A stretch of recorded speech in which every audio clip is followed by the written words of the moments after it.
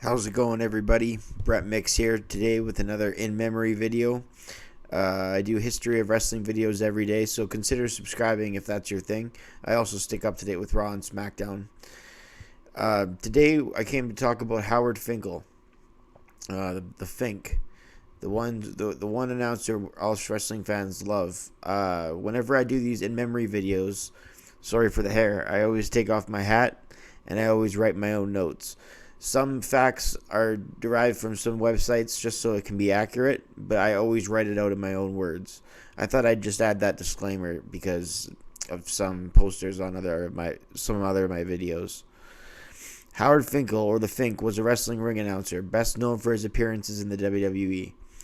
He began working for Vince J. McMahon, Vince Sr., Worldwide Wrestling Federation in 1975 and was the Madison Square Garden ring announcer since 1977. Howard Finkel was WWE's longest serving employee, over 40 years, and according to a shoot interview I listened to from Jim Cornette, in the mid-90s, every Monday morning there would be a Finkel report. Vince McMahon would ask Jim Cornette, "Have you seen the Fink report?"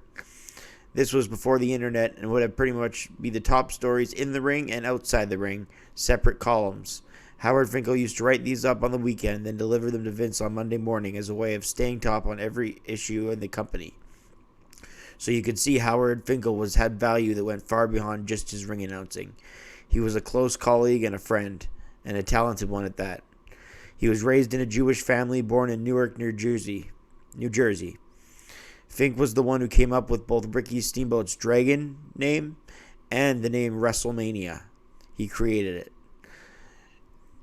The Fink got to appear in numerous backstage segments or on actual part of the on-screen storylines over the years. There's too many to name, but some of who he was involved with were Adam Bomb, Harvey Whippleman, X-Pac, Jeff Jarrett, DX, Earthquake, Kamala, DiBiase, Kerry Von Erich, Brother Love, Ken Shamrock, Lillian Garcia, Trish Stratus, and was Chris Jericho's sidekick briefly when he debuted.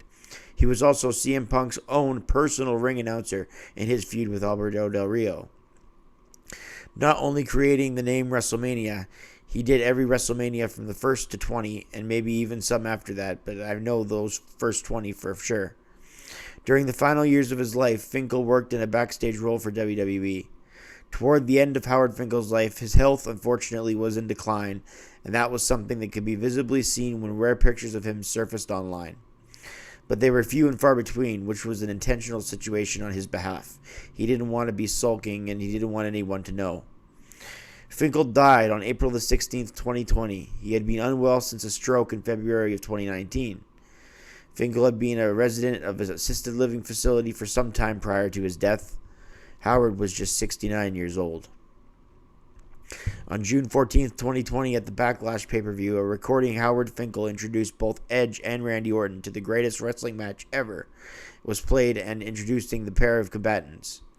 And I remember playing with my toy wrestlers when I was a kid, and I did the Fink's voice, and my little sister wouldn't stop laughing at it. I can do an impression. I'm not sure how good it is or how it'll be received. And I got a microphone here, so I'll try not to break it when I'm doing this. And remember, I'm doing this impression knowing full well it may suck. Ladies and gentlemen, the following contest, scheduled for one fall, is for the World Wrestling Federation Intercontinental Championship. I tried. I always remember Fink as just the voice. It was unlike any other and always sounded important. That's the most noteworthy thing in my view. His voice always sounded important. Today, the Fink's legacy is what it always was when he was alive. Fink was widely regarded as the greatest ring announcer of all time, and he absolutely was. Nobody even comes close. He makes Buffer look like Josh Matthews. Finkel was inducted into the 2009 WWE Hall of Fame.